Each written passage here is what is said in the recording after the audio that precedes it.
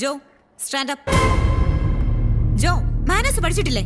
അത് ആ സബ്ജക്ട് എടുത്തപ്പോ ഞാൻ ആബ്സെന്റ് ആയിരുന്നു ടീച്ചർ. സത്യമായിട്ടും ടീച്ചറെ, ഈ കാവ്യോട് ചോദിച്ചോക്കി. അല്ലേ കാവ്യ?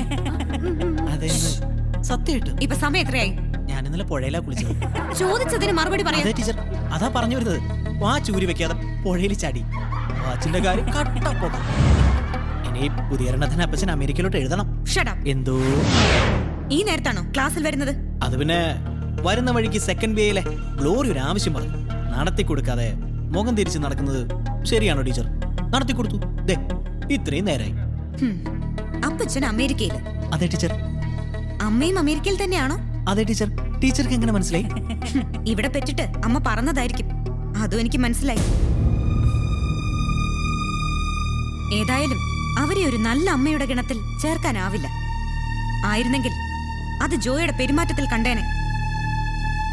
ഇത്തരം കൊള്ളരുതായ്മ കാണിക്കുന്നവരുടെ പൈതൃകത്തെ കുറ്റപ്പെടുത്തുക എല്ലാവരും. ബാസ്റ്റഡ് എന്ന് പറഞ്ഞ ആക്ഷേപിച്ചു. എന്നാ ഞാനെങ്ങനെ പറയില്ല. മക്കളുടെ സ്വഭാവം നിയന്ത്രിക്കേണ്ടതും അവർക്ക് മര്യാദ എന്തെന്ന് പഠിപ്പിക്കേണ്ടതും അമ്മയാണ്. ഒരു വൃത്തികെട്ട സ്ത്രീയുടെ മകന് വൃത്തികെട്ട സ്വഭാവവും കാണും.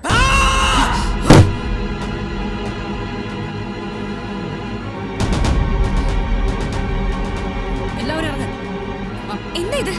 എല്ലാവരും ക്ലാസ്സിലിരിക്കൂ. എന്തായി കാണിക്കുന്നത്?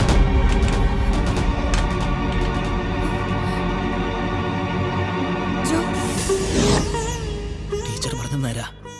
ജോക്കുട്ടിന് നല്ലൊരു അമ്മയില്ല. അമേരിക്കയിലെ അപ്പനും അമ്മയെന്നൊക്കെ ജോക്കുട്ടൻ പുഴുപിടിച്ചതാ. ആക്ച്വലി ഞാനൊരു ഓർഫനാ ടീച്ചറെ. എന്റെ ഒന്ന് പറയാൻ ഒന്നുമില്ലാത്തൊരു ബാസ്റ്റഡാ ഞാൻ. സ്നേഹം തേടാറുണ്ട് ജോ, ബന്ധുക്കളെ തേടാറുണ്ട്. പക്ഷെ കിട്ടണ്ട ടീച്ചറെ. എന്നെ ശരിക്കും മനസ്സിലാക്കിയത് ഈ ടീച്ചർ തന്നെയാണ്. ഒരമ്മയുടെ സ്നേഹം കിട്ടിയില്ലെങ്കിൽ പിന്നെ എന്തുണ്ടായിട്ടെന്താ? എന്നിലെ ആ കുറവ് മനസ്സിലാക്കിയതും ബോധ്യപ്പെടുത്തി തരാൻ മുതിർന്നതും ടീച്ചറാ. സന്തോഷമുണ്ട് ടീച്ചറെ. എന്നെ പുച്ഛിക്കാനും ആക്ഷേപിക്കാനും ഒരുപാട് പേരുണ്ടായിട്ടുണ്ട്. ഒരമ്മയുടെ സ്നേഹം അത് തേടിച്ചെന്ന ഫലമോ? ടീച്ചർക്കാവോ ഒരമ്മയുടെ സ്നേഹം തരാൻ? പറ്റില്ല അല്ലേ?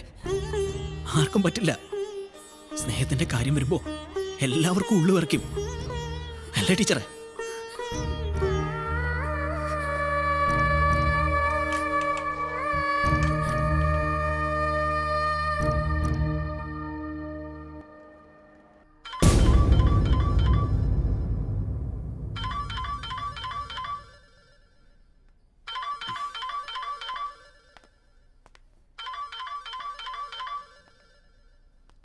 എന്താ ഫോൺ എടുക്കാത്ത? അമ്മയാ, ഞാൻ എത്ര പറഞ്ഞാലും അമ്മയുടെ വാശി അമ്മയ്ക്ക് വലുത്. നിനക്കിപ്പോ കൊട്ടാരം വീട്ടിൽ പോണം, അത്രയല്ലേ ഉള്ളൂ. അതിനുള്ള പെർമിഷൻ ഞാൻ വാങ്ങിച്ചു തരാം.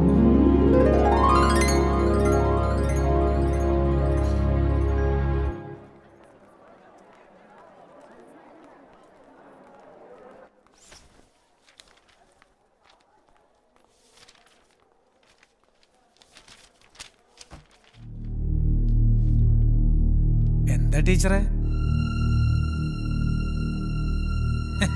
എന്താ ആദ്യമായിട്ട് കാണുന്ന പോലെ നവരസങ്ങൾ ഇങ്ങനെ മിന്നി മറയാണല്ലോ ടീച്ചറെ.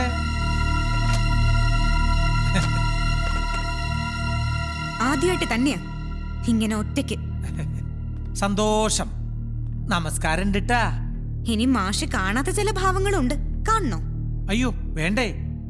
ചെങ്ങമ്പുഴ പണ്ട് പാടിയത് എനിക്ക് ഓർമ്മയുണ്ട്.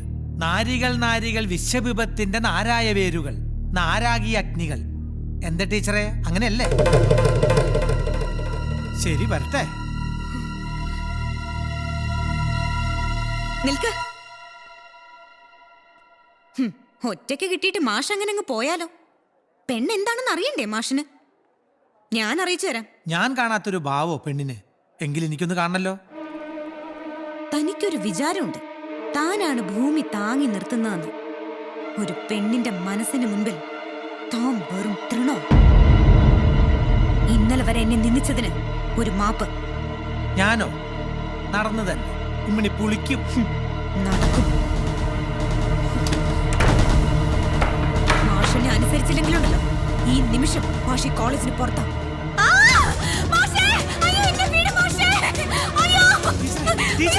ഞാൻ പറയുന്നത് കേൾക്കാം. ടീച്ചർ പ്ലീസ്, ഞാൻ പറയുന്നത് കേൾക്ക് ടീച്ചർ പ്ലീസ്. ഒച്ച വെക്കില്ലേന്ന്. ടീച്ചർ ഞാൻ പറയുന്നത് കേൾക്ക്. വിശ്വാസം കാണിക്ക്. മാറി നിൽക്ക് ടീച്ചറെ. വാതിൽ തുറക്ക്. എന്താ ജോക്കൂട്ട പ്രശ്നം? ആർക്കാണ് അവിടെ ബാധ കയറിയത്? തുറക്ക്. ആരാ ലോക്ക് ചെയ്തേ? വാതിലുറക്ക്.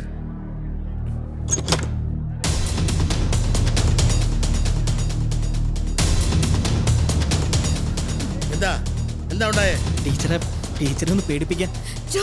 സോറി ടീച്ചറെ, ഇത്ര സീരിയസ് ആവുമെന്ന് ഞാൻ കരുതിയില്ല. ടീച്ചർ പേടിച്ചു അല്ലേ? Sorry teacher, sorry. മാഷും പേടിച്ചു. സന്തോഷായി മാഷേ, എനിക്കിത് വേണം. മാഷിന്റെ ഉള്ളിലെ വിഷമം തീർന്നല്ലോ. നിർത്ത്. മതി നിന്റെ പ്രസംഗം. 10 ദിവസത്തേക്കുള്ള സസ്പെൻഷൻ, അതാ നിനക്കുള്ള ശിക്ഷ. ഒരു പ്രാവശ്യത്തേക്ക് ക്ഷമിച്ചൂടെ? No excuse. ക്ലാസ്സിൽ പോ. പോകാൻ. ജോ,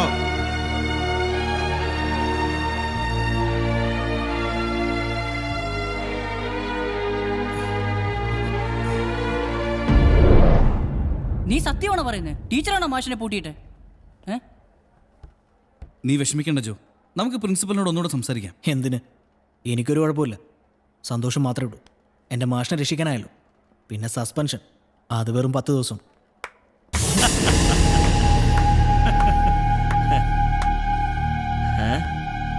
ഞാൻ നിനക്ക് ഈ സസ്പെൻഷൻ ഒരു ഡിസ്മിസൽ ആക്കി തരും. കോളേജിൽ നിന്ന് മാത്രമല്ല, ഈ ജീവിതത്തിൽ നിന്ന് തന്നെ.